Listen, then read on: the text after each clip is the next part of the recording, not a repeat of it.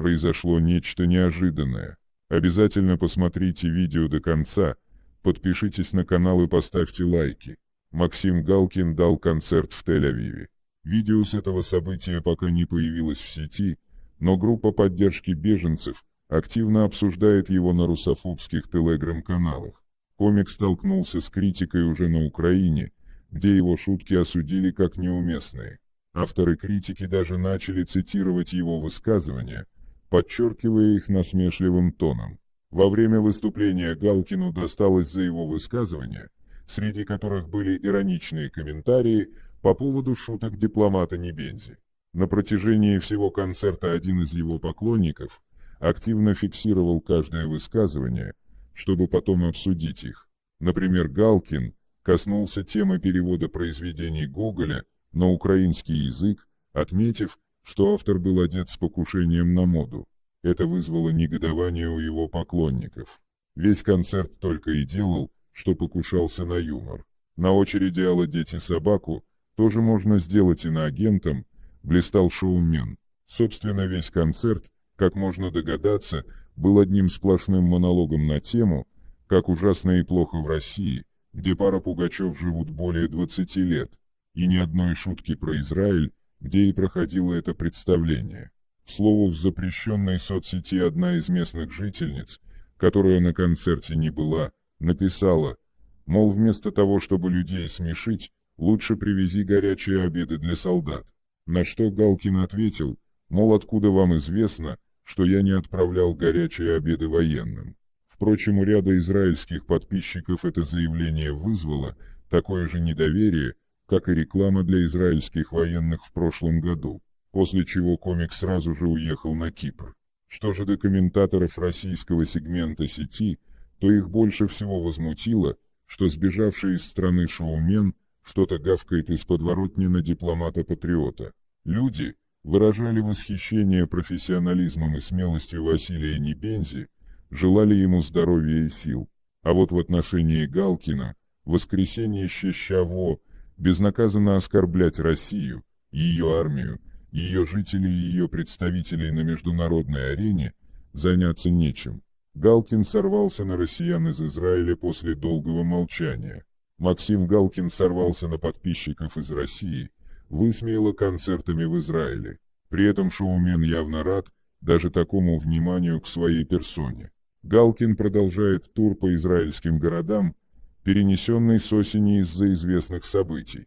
В этот раз Муша Пугачевой прибыл в Реховод, в 20 километрах от Тель-Авива, с населением 134 000 человек. Артист сообщил о радушном приеме и показал кадры небольшого зала, но с таких ракурсов, чтобы масштаб казался более серьезным. Подписчики Галкина из России традиционно посмеялись над его отчетами о концертах, которые он начал публиковать только после побега из РФ. По мнению россиян, комик этим пытается доказать способность собирать залы не только в российских городах, что критически важно для его самолюбия и весьма высокого мнения о себе. Обычно Галкин оставлял такие комментарии без ответа, но в этот раз юморист отреагировал на часть негативных сообщений, указав, что недоброжелатели все же интересуются им, а также усомнившийся. Доминировали не живые люди, а тролли. Официальный сайт Максима Галкина раньше никогда отчеты не делал, а теперь, как только концерт, так и отчет. Никто из артистов так не отчитывается, не интересен совсем, написала наша «Зе», а слов-то сколько написала. Неинтересному артисту и Витек Галкин. А зачем эта постоянная показуха, зал хлопа и так далее? Недоумевает. Вы под каждым постом оставляете свои негативные комментарии уже не зря, чем бы вы еще занимались, отреагировал Галкин. Интересно, сколько платят за плохие комментарии? Одни и те же ники в каждом посте. Я понимаю, мы следим, мы поклонники. А им-то что не имется, пишет Елена Ф. Я не думаю, что это платные комменты, это реальные люди просто так выражают себя, выразил мнение Галкин. Юморист уехал из России в феврале 2022 года. С тех пор Галкин с семьей живет в израильском городе Герцлия, но значительную часть времени проводит на гастролях по другим странам, где еще остались русскоязычные мигранты, готовые платить за его шутки. Чаще всего комик выступает в странах и регионах, где сильны антироссийские настроения, либо в городках неискушенных. Вспомнил Первый канал и рассказал о замке в грязи, к чему бы это разбираемся. Ой, как несладко Галкину на чужбине, бедолагу буквально бросает из стороны в сторону. На днях он очень гадко пошутил над нашим Небензой, а уже спустя несколько дней стал тосковать по России и тем хорошим временам, когда он с легкостью загребал миллионы. Думается, все это неспроста. Напомню, сейчас юморист колесит с гастролями по небольшим городкам Святой Земли и вовсю пытается рассмешить местных жителей. Правда, смеются на его концертах все реже, а иногда дело доходит и до открытой ругани. Дело в том, что юморист категорически запрещает снимать свои шоу на фото и видео. Большинство концертов не обходится без словесных перепалок, за зрителями пристально наблюдают сотрудники охраны и пресекают любые попытки включить камеру. Юморист просто боится, что после сливов в сеть на живые концерты никто не придет, хотя и без этого посещаемость оставляет желать лучшего. Если сначала у зрителя был хоть какой-то интерес, то сейчас от него практически ничего не осталось. На сцене Галкин откатывает одну и ту же программу, прекрасная, недалеко, в которую вносит чисто символические изменения, после чего называет ее обновленной. В основе творчества по-прежнему Никопрост решил зажечь публику мерзкую шуточку про Василия Небензу, назвав его фамилию степенью идиотизма. Любопытно, найдут ли в этот раз состав преступления в его шутке, или все снова спустят на тормозах. На мой взгляд, тут налицо не просто дискредитация, а публичное оскорбление. Тем временем на юмориста нахлынула ностальгия, и он вспомнил о чудесных временах, когда он вел популярное шоу на Первом канале. Лучше всех в своих соцсетях он отметил, что с благодарностью вспоминает годы труда на этом шоу. По его мнению, это лучшая передача на российском телевидении. Помимо этого, комик рассказал, что частенько пересматривает фрагменты шоу и обещал делиться интересными нарезками на своих страничках. Справедливости ради, стоит отметить, что Галкин тогда очень хорошо вписался в роль ведущего, и смотреть передачу было приятно. Сначала многие скептически восприняли его появление на этом шоу, но уже спустя несколько выпусков признавали, что никого другого на этом месте и не представишь. В своем ностальгическом посте Галкин отметил всех, команду продюсеров, авторов, редакторов и многих других, кто был причастен к созданию этого проекта. Судя по всему, на юмориста частенько стала накатывать грусть и тоска. В России у него было все – концерты, шоу, популярность и прочее. Радости. Самое же главное для него – это деньги, а в России у него их было немерено. Доходы от выступлений в ДК, земли обетованные рядом не стояли с миллионами рублей, которые он получал в нашей стране. На этом ностальгия юмориста не закончилась. Галкин опубликовал видео, в котором рассказал, как он сейчас проводит свободное время. Юморист сообщил, что активно занимается выращиванием разных фруктов. Тут же он вспомнил и про знаменитый замок в деревне Грязь. Он с ностальгией вспоминает то время, когда на территории замка он выращивал помидоры, огурцы и прочие овощи. При этом он отметил, что сейчас замок не пустует, а весь урожай регулярно собирается новыми жильцами. Судя по всему, юморист дает понять, что ни о какой продаже замка речи не идет. Любопытно, но тему изъятия активов звезды семьи поднимают регулярно, но пока все ограничивается лишь разговорами. Если Аллу Пугачеву все-таки признают иностранным агентом, то дело может перейти от слов к делу. Но, на мой взгляд, вероятность признания Пугачевой агентом крайне мала, по крайней мере на данный момент. Несмотря на поддержку этой идеи у некоторых, есть и влиятельные заступники, в том числе некоторые депутаты. Я очень надеюсь, что ошибаюсь, потому что для признания Аллы Борисовны агентом требуется подавляющее большинство голосов. Более того, она до сих пор свободно зарабатывает в России, выпуская альбомы и получая высокие гонорары. Например, за несколько недель новый альбом со старыми песнями принес ей более 20 миллионов рублей. В последнее время появляются слухи о том, что Пугачева планирует извиниться перед Россией. Хотя это пока лишь слухи, но они не возникли просто так. Также ностальгия Максима Галкина в социальных сетях, возможно, имеет свои причины.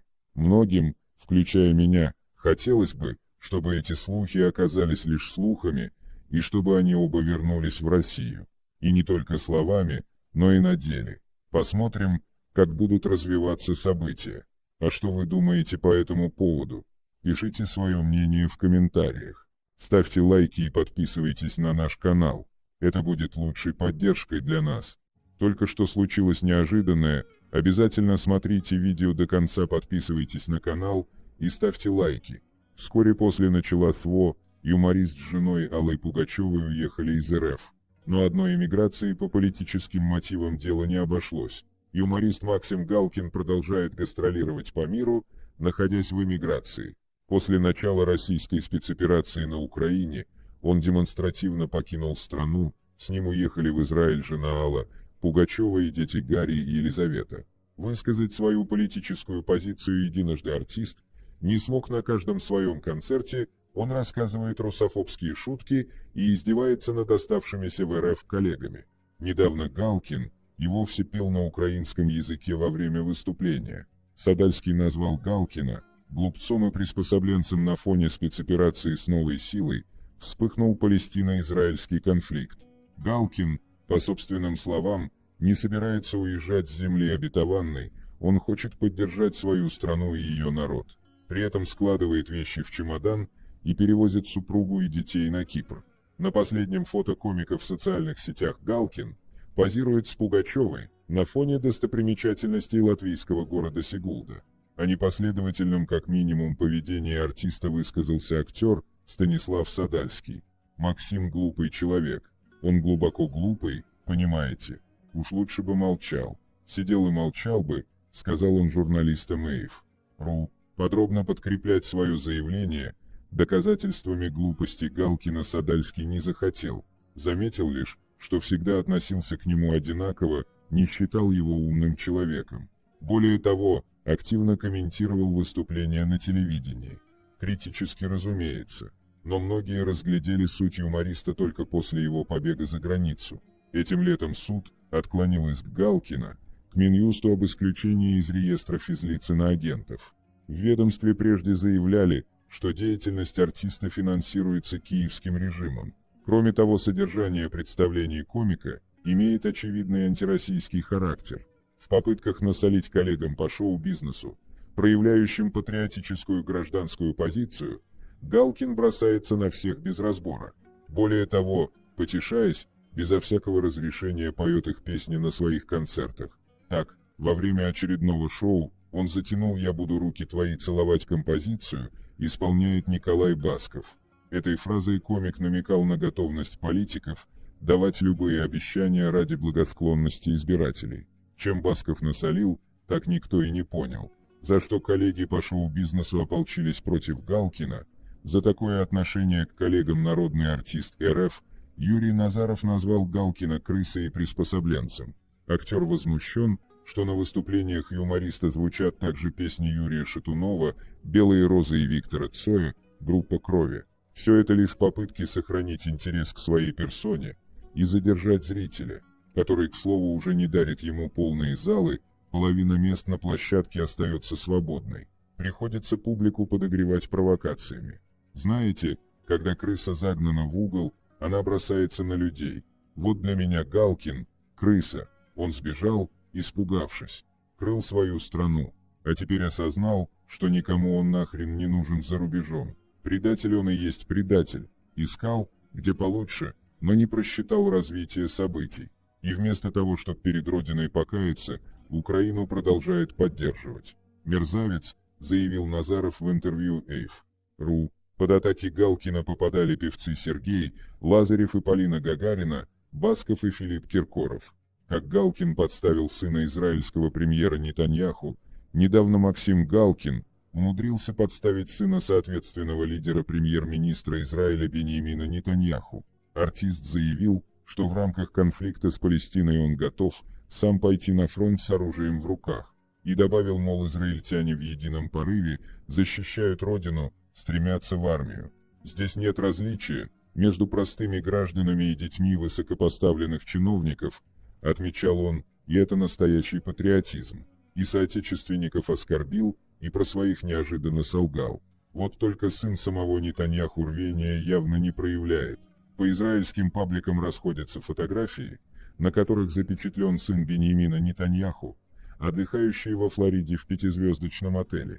Он похож скорее на богатого гедониста, чем на рвущегося в бой представителя молодежи. После слов Галкина кадр с сыном премьера стал мемом, под ним часто размещают цитаты комика. И хотя многие пользователи сети подшучивают над парнем, военные из Цахал уже возмущаются, почему наследник политика едет к морю, а они едут умирать под пулями. Сдают нервы, страдают близкие и поклонники, концерты Галкина стоят все дороже. В Лондоне он продавал билеты на новую программу за 144-300 евро. Пользователи в шоке, некоторые из них тратили меньше денег на шоу мировых артистов вроде Стинга или Адель. Многим очевидно, что юморист теряет аудиторию, залы пустеют, а он старается выжать из зрителей максимум денег. В итоге ни публика, ни сам Максим не выдерживают давления. В Латвии, например, двое мужчин подрались до лужи крови, в результате обоих выгнали, даже пострадавшего, и после антракта представление продолжилось.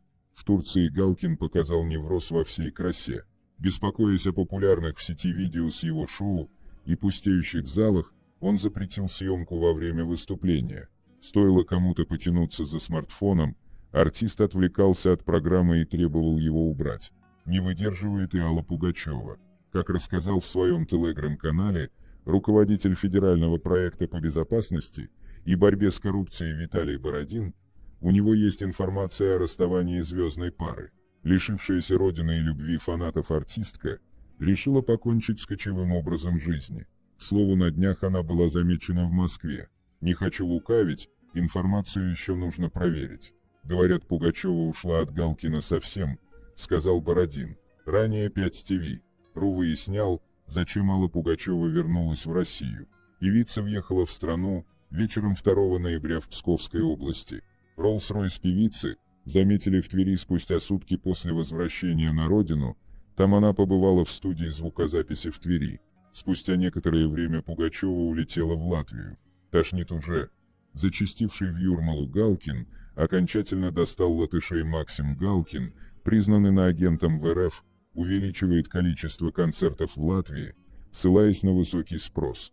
Но отношение латышей к покинувшему Россию комику постепенно меняется на усталость. Галкин анонсировал дополнительный концерт в латвийском городе Юрмала вдобавок к уже объявленным выступлениям в Прибалтике летом. Юморист с натянутой улыбкой пригласил латышей в очередной раз прийти на его концерты. Он назвал летний тур по республикам Балтии традиционным, пообещал зрителям новую программу, а города из гастрольного графика – Резекне, Лиепая, Даугавпилс, Цесис, Роя, Юрмала – назвал своими любимыми.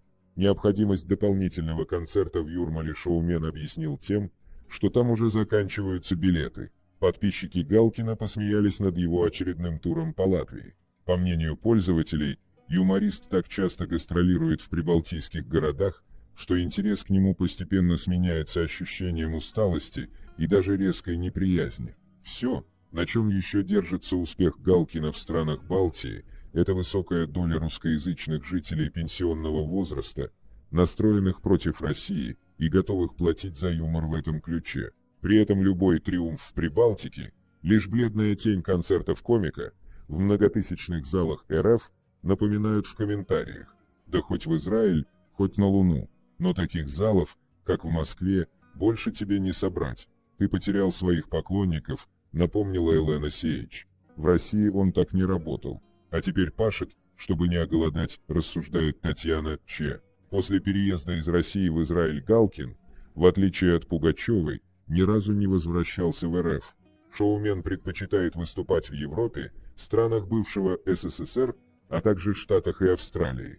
В 2023 году из гастрольного графика Галкина пропали Казахстан, Таиланд и Бали, а в ОАЭ он был оштрафован за провокационные антироссийские шутки.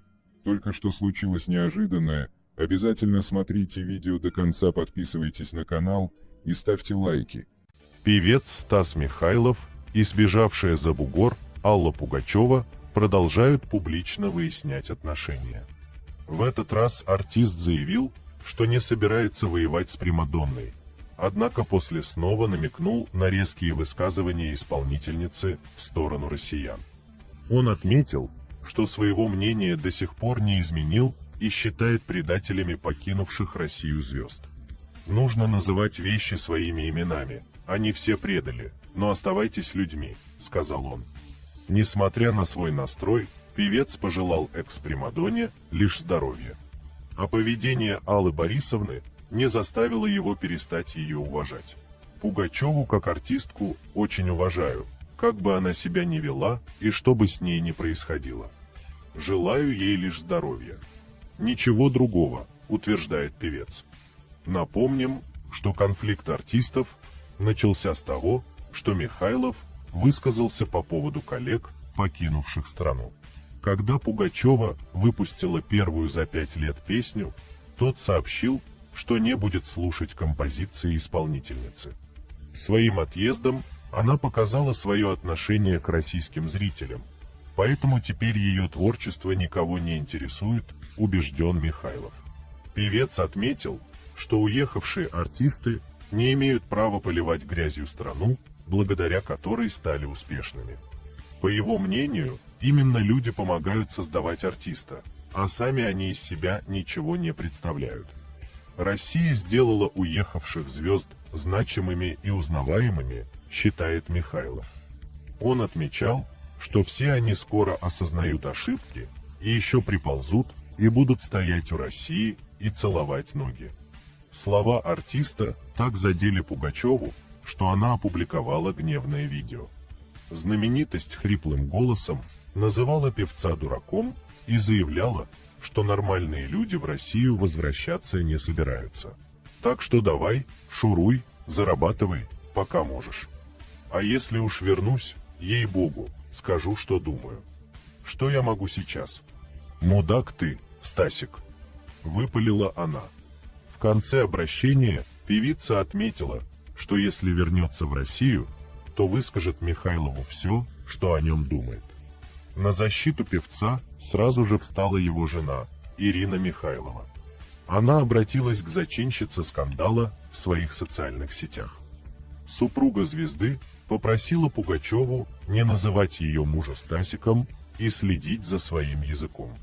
Спустя время Михайлова показала переписку с мужем Аллы Борисовны, Максимом Галкиным. В ходе их разговора Ирина посоветовала юмористу следить за тем, что его жена публикует в социальных сетях. В ответ он заявил, что его супруга – свободный человек. Галкин отметил, что если Пугачева оскорбила Михайлова, значит, именно таким она его видит. На сторону певца встали многие знаменитости. Например, шоумен Стас Борецкий заявил, что экс-примадонна зазналась и оскорбила Михайлова, так как попала в секту. Такие выводы он сделал после того, как певица выложила свой танец под песню из «Незалежной». Продюсер Иосиф Пригожин отметил некрасивое поведение Аллы Борисовны в этой ситуации. По его мнению, женщина не должна высказываться таким образом, ведь это просто недостойно.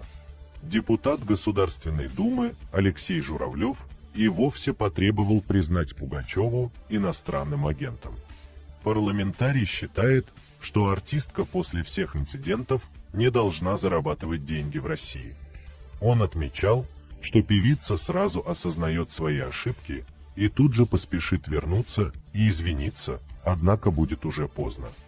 Депутат также подчеркивал, что сейчас все нормальные люди в сложный для государства период находятся в России. Поэтому неплохо, что предателей и лжецов вынесло за границу государства как пену.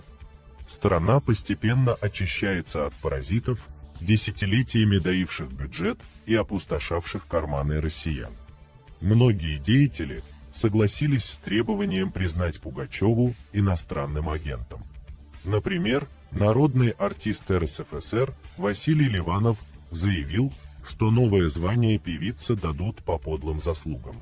По мнению звезды, она приспособленка, которая выслуживается перед иностранцами. Ливанов подчеркивал, что согласно новому закону она не сможет зарабатывать в России. А актер Оскар Кучера обвинил Пугачеву в непоследовательности. Он отметил, что та зря опубликовала пост по поводу трагедии в Крокус-Сити-Холле. По мнению Кучеры, скорбеть нужно в душе, а не в социальных сетях. Он также с энтузиазмом высказался за то, чтобы внести артистку в реестр иноагентов.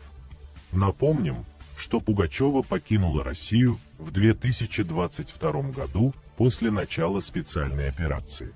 Первые полгода звезда воздерживалась от каких-либо комментариев, однако демонстративно переехала с мужем и детьми в Израиль.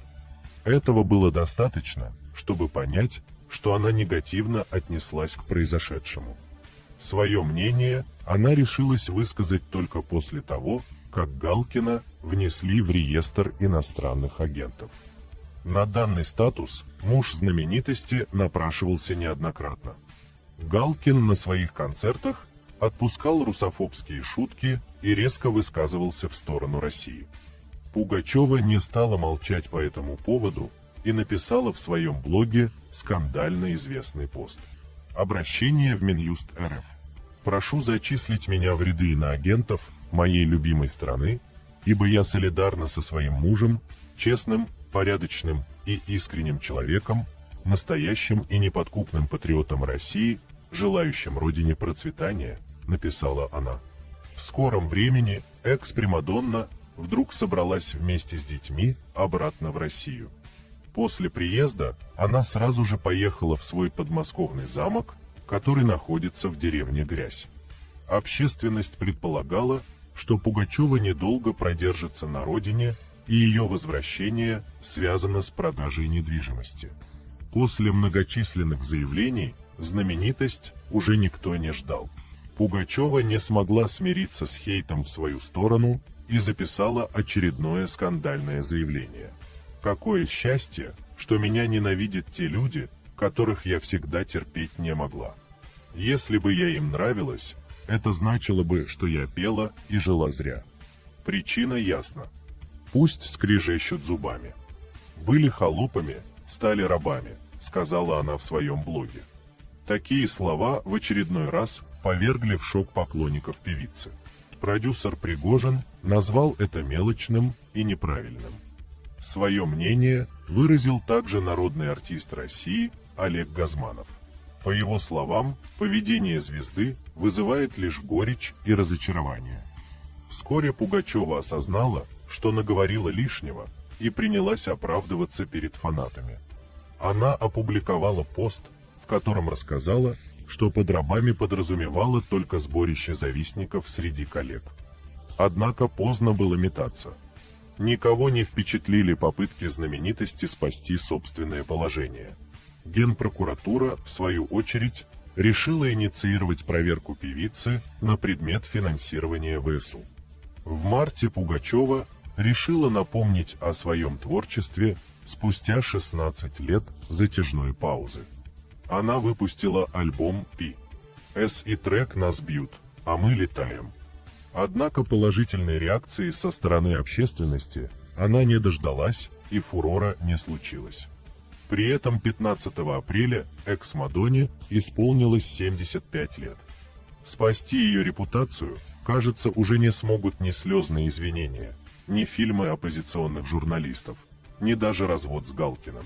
Друзья, не забывайте подписываться на канал, ставить лайки и писать ваши мощные комментарии. Это помогает каналу расти и развиваться.